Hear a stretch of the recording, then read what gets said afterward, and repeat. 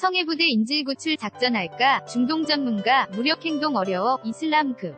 진 세력 아니다. 수많은 부족 중 하나의 민병대일 가능성, 단순 금품. 노리는 정도 추정. 리비아 서부 부족들은 북부보다 더 가난해. 인질.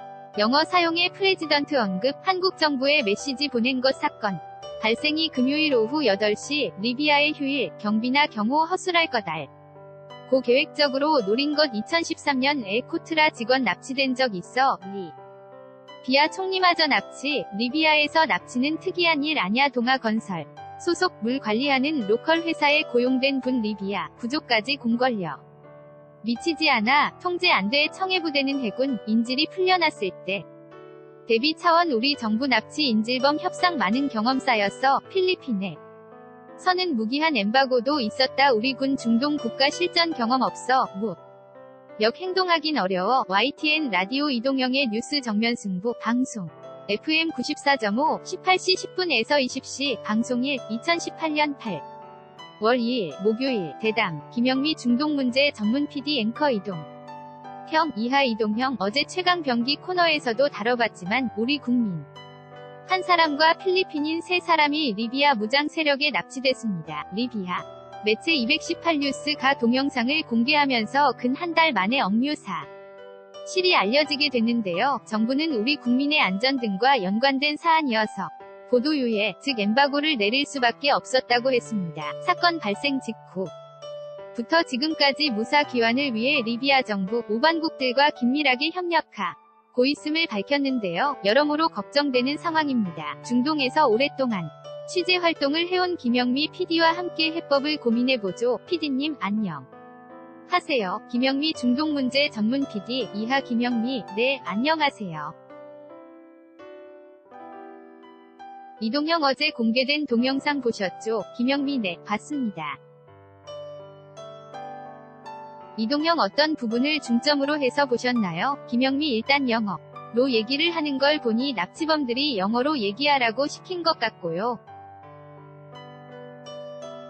대통령 언급하는 부분이나 이런 부분을 납치범들 쪽에서 영어로 얘기해라. 한국말로 하면 못 알아듣기 때문에 그랬던 것이 아닌가 생각이 들고요. 끝. 다음에 옷을 보니까 반팔 티셔츠를 입었는데요. 보통 이슬람 급진 세력들이 인질을 공개할 때는 오렌지색 관타나모 수용소를 흉내낸 그 옷이나 적어도 이슬람 복장, 온몸을 가리는 옷을 입히는 게 통상인데 그렇지는 않은 것을 보니 이슬람 급진 세력은 아니구나 하고 추정을 해봤습니다. 이동형 그러면 각 리비아 지역의 군벌이라든가 민병대라든가 이런 세력일 수도 있겠네요. 김영미. 리비아도 역시 부족 국가여가지고요. 수많은 부족 중 하나일 가능성이 높고 이 부족들이 다 민병대를 가지고 있습니다. 우리로 치면 삼국시대까지 내려가면 우리도 민병대를 가지고 조선시대만 해도 사병이 있었잖아요. 여기도 마찬가지예요. 자기 부족의 민병대를 가지고 있는데 그 민병대 중 하나가 아닌가. 그리고 단순히 품을 노리는 정도라고 추정을 해봤습니다. 이동형 지난번 나오셨을 때 예멘 얘기했는데 리비아도 내전으로 굉장히 시끄럽고요. 정부군, 또 민병대, 각종 군벌 이렇게 굉장히 집단이 총기를 소유하면서 있는 상태인데 결국은 돈을 노린 것일 것이다. 이렇게 추측하시는 거죠. 김영미.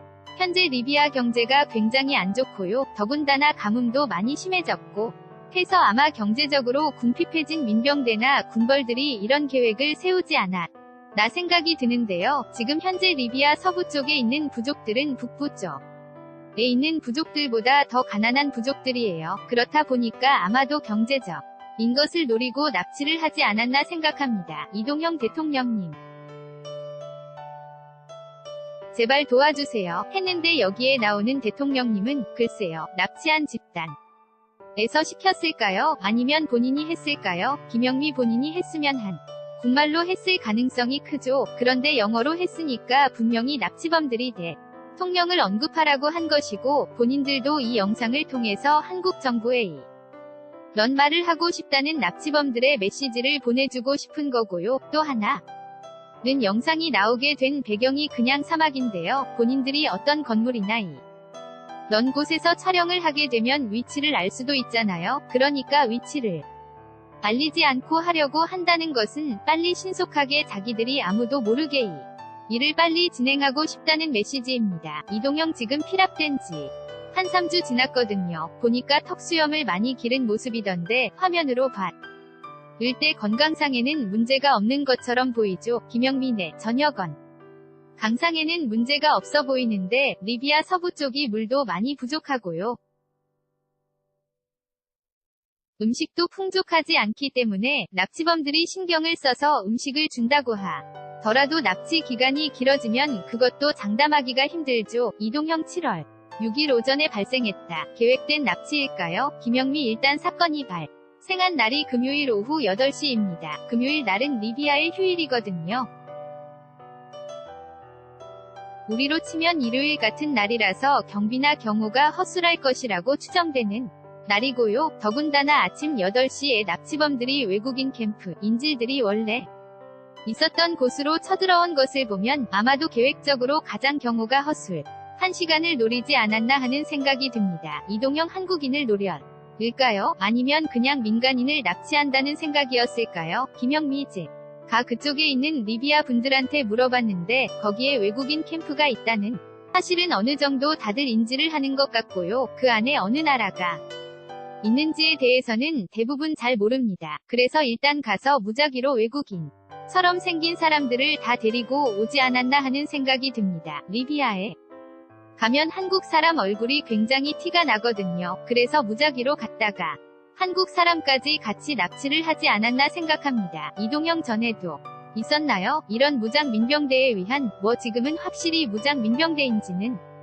알 수는 없습니다만 김영민의 2013년 도의 수도인 트리폴리에서 코트라 직원이 납치된 적이 있었습니다. 그 바람에 우리 대사관도 리비아에서 나올 수밖에 없었던 것이고요. 또 외국인들이나 이런 납치는 종종 있었고요. 제일 중요한 게 리비아 총리님도 납치를 당했었습니다. 그것도 이란의 집무실 바로 바깥에서요. 그렇기 때문에 리비아에서 납치는 아주 이상하고 특이한 일을 아니었던 것으로 추정할 수 있습니다. 이동형. 그래서 지금 여행 금지 국가로 우리 정부가 정한 것 아닙니까? 김영미. 네, 2014년부터 여행 금지 국가로 지정이 되어 있습니다. 형 예전에 샘물교에 납치됐을 때도 여행 금지 국가를 가서 그런 일이 벌어졌었는데요. 여행 금지 국가인데 왜 피랍되신 분은 왜 여기에 계셨던 거죠? 김영미 이분은 아랍의 봄이 벌어졌던 2011년 이전부터 계셨던 분으로 보입니다. 동아건설에서 대수로 공사를 리비아에서 했습니다. 리비아에서 물 관리를 하는 로컬 회사에 고용되신 분인 것 같아요. 입국 금지가 된 상황에서도 그냥 일하시던 대로 계속 계시다가 이런 변을 당하신 것 같습니다. 이동형 그러면 현재 리비아에 지금 이분처럼 쭉 와왔던 분들이 어느 정도 있는지 파악을 하고 있습니까? 김영미 파악은 하고 있는데요. 그걸 언론에 얘기하기가 또 다른 타겟이 될 수도 있는 상황이라 그것에 대해서는 밝히지 않는 것이 좋을 것 같습니다. 형 우리 정부가 리비아 정부에 협조를 요청했다. 이런 얘기도 있던데. 아까 얘기한 대수로 공사, 리비아에서 우리나라의 호의적이다. 그렇기 때문에 리비아 정부가 협상의 중재에 나설 수 있지 않느냐, 이런 관측도 있는데요. 서두에 언급하신 것처럼 리비아가 정부가 나선다고 해결될 수 있는 상황은 아니잖아요. 김영미 아랍의 봄 때 국가 지도자였던 카다피가 사망한 다음부터는 군벌들이 우후죽순으로 나온 상황이라 사실 리비아 정부가 통치할 수 있는 우리가 말하는 공권력이라고 말하는 힘이 통치할 수 있는 곳이 수도 트리폴리 안만 있는 상황입니다. 마음과 그런 것은 우리를 도와주고 싶은 마음이 충분하시겠지만 리비아 서부 지역까지 공권력이 미치지 않기 때문에 그것만 기대하고 있기에는 우리로서는 다급하지 않나 그렇게 생각합니다. 이동형 대통령이 납치 첫날에 모든 역량을 동원하라고 했다고도 하고 청해부대를 급파했다고 하는데 우리 예스 앱으로 한 분께서 청해부대를 급파했다는데 청해부대가 실질적으로 무엇을 할 수 있나? 구출 작전 수행할 수 있나요? 이렇게 보내셨는데 저도 이게 이거든요. 김영미 청해부대는 해군입니다. 그래서 리비아 인근 바닷가 지갈 수 있고요. 만약에 인질들이 풀려났을 때 신변을 확보해야 할 때 우리 국민들을 빨리 신변 확보를 할 수 있다는 장점이 있고요. 마지막에 출하는 솔루션에서 어떤 카드가 나올 수 있을지 모르잖아요. 그런데 그 간에 우리나라의 군의 힘이 필요하다고 할 때 그때 보내면 너무 늦으니까 대비 차원에서 하는 것이고요. 또 하나는 국가가 국민의 안전과 생명이 위협되는 순간에 같이 하겠다는 메시지입니다. 그래서 청해부대가 급파되어서 가는 부분에 대해서는 국민들에게도 그러한 메시지를 보내고 싶은 정부의 위지가 아닌가 생각합니다. 이동영 우리 정부도 결국은 무장단체가 아직은 요구사항을 제시하지 않고 있지만 결국은 돈을 요구할 것이다.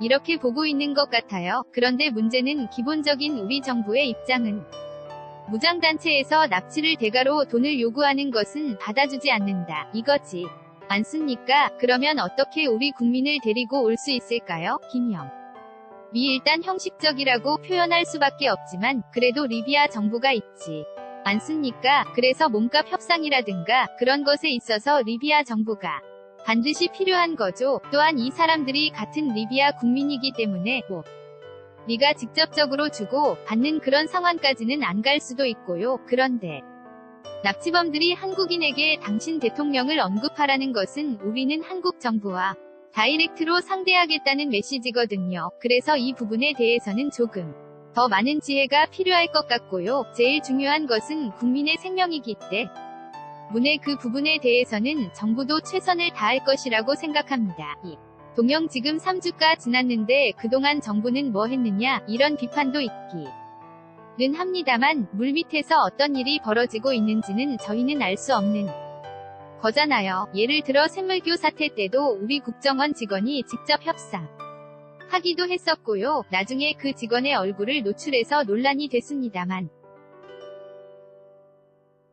지금도 그런 시나리오는 충분히 가능하지 않습니까? 김영미 일단 우리 국민이 외국에서 납치되고 이런 협상을 하는 과정이 10년 전, 10년이 훨씬 넘었죠. 그때보다는 지금 더 많은 경험이 생겼고요. 우리 정부도. 그리고 엠바고라는 것이 납치된 상황에서 중요한 타이밍이 있기도 해요. 그런데 요즘에는 이 사건 자체가 최초로 우리가 인지한 게 로이터 통신이 었어요. 지금 로이터 통신이 연관 검색어도 아직까지 나만입니다. 그런 도로 빨리 알려지게 됐고 또 이 영상이 나온 게 218뉴스라는 리비아의 페이스북 계정입니다. 그러다 보니까 우리가 더 이상 엠바고로 이런 상황을 핸들링할 수는 없는 상황인 거죠. 사실 어제 공개를 했잖아요. 한 달은 넘길 수 없는 상황이고 예전 정부에 무기한 엠바고가 있었던 납치 사건도 있었습니다. 필리핀에서 그런 상황이 되풀이되지 않게 해야 하는 상황이고 또 앞으로도 이러한 상황이 벌어졌을 때 대응 매뉴얼이라 든가 이런 것들에 조금 더 전문적인 지식이 필요하다고 생각합니다. 동영내 김선일 씨 납치 사건도 있었고 지금 벌써 몇 번째거든요. 충분히 정부가 이런 매뉴얼이 있지 않을까 생각하고요. 문자로 국민 세금으로 군대를 운영하면 국가의 위험을 보여줘야 합니다. 무력 사용을 하더라. 도 구출해오기를 바랍니다. 했는데 그러면 전쟁입니다. 큰일 납니다. 김영미 리비아도 주권이 있는 국가이기 때문에 남의 나라 군대가 함부로 들어가는 것이 굉장히 복잡한 일이고요. 또 우리 군 같은 경우는 현재 중동이나 이런 국가들하고의 실전을 직접 해본 적은 없거든요. 그렇기 때문에 가보지도 않은 땅에서 무력 행동을 하기에는 어려운 상황이지 않은가 싶습니다. 이동영 영화 보면 미군들은 이렇게 특수부대 침투시켜서 구출해오고 하잖아요. 김영미 그들은 계속 그런 훈련을 해요. 아프리카, 나 중동 이런 곳에서 인질 구출 작전이나 이런 훈련을 계속하고 또 그것을 전문으로 하는 특수부대도 있고요. 이동영 실질적으로 내전에 참전하기도 했었고요. 김영미 또 많은 전쟁 경험이 있고 이라크, 아프간뿐만이 아니고요. 또 프랑스 같은 경우도 인질이 잡히면 특수부대를 보냅니다. 그런 경우는 그동안 많은 군사적인 노하우가 있기 때문에 가능한 거고요. 우리는 일단 멀잖아요. 머니까 그 땅에 대한 정확한 군사적 지식이나 이런 것들을 모르는 상황에서 실전을 하기에는 상당히 힘들다고 각합니다. 이동형 동영상이 공개되지 않았다면 정부의 엠바고 요청은 계속 이어졌겠죠. 김영미 그런데 제 생각에는 그렇다고 하더라도 한 달을 넘기지는 못했을 거다. 어떤 그동안 방법을 찾아야 하는데 그 방법을 찾지 못한 채 한 달이 넘어간다고 하면 차라리 여기서는 국민들의 알 권리를 충족시키는 것이 낫다고 판단하신 것 같습니다. 이동형 어쨌든 리비아 정부 역할도 기대해보고 우리 정부가 물밑에서 어떤 대처를 하고 있는가 그것은 우리는 알 수는 없습니다만 그것도 기대해보면서 하루빨리 풀려났으면 하는 생각입니다. 과거에 우리가 좋지 않은 일이 있었기 때문에요. 한 분이 사망하는 사건이 있었잖아요. 김영미 국민들도 이런 사건 벌어지면 놀라시고 관심이 집중되는데요. 사실 그분이 여행금지 국가임에도 계속 거기 계셨던 것은 그분 나름대로의 사정이 있었던 거죠. 그런데 국가가 계속 예를 들어서 리비아 안의 치안 상황이라든가 전에 대한 분석이라든가 이건 굉장히 전문가가 분석해야지 그냥 시민이 스스로 분석해서 내가 위험하구나 아니구나 하는 것을 파악할 수가 없는 거예요. 우리 정부가 과연 그 노력을 이분한테 납치되기 전에 얼마큼 했는가 그것은 중요한 대목이라고 생각하고요. 이번 사건을 계기로 인근 국가들에도 우리 국민이 있는 곳이 굉장히 많습니다. 알제리라든지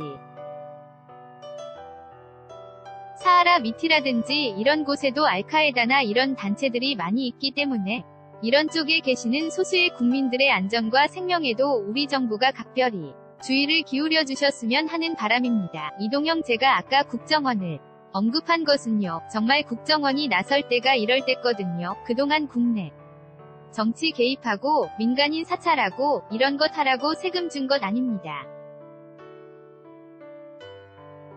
그러니까 국정원이 어떤 활약을 보일지 지켜보도록 하겠습니다. 오늘 이야기 여기까지만 듣겠습니다. 김영미 네, 감사합니다. 이동형 지 금까지 중동 문제 전문 PD 김영미 씨였습니다.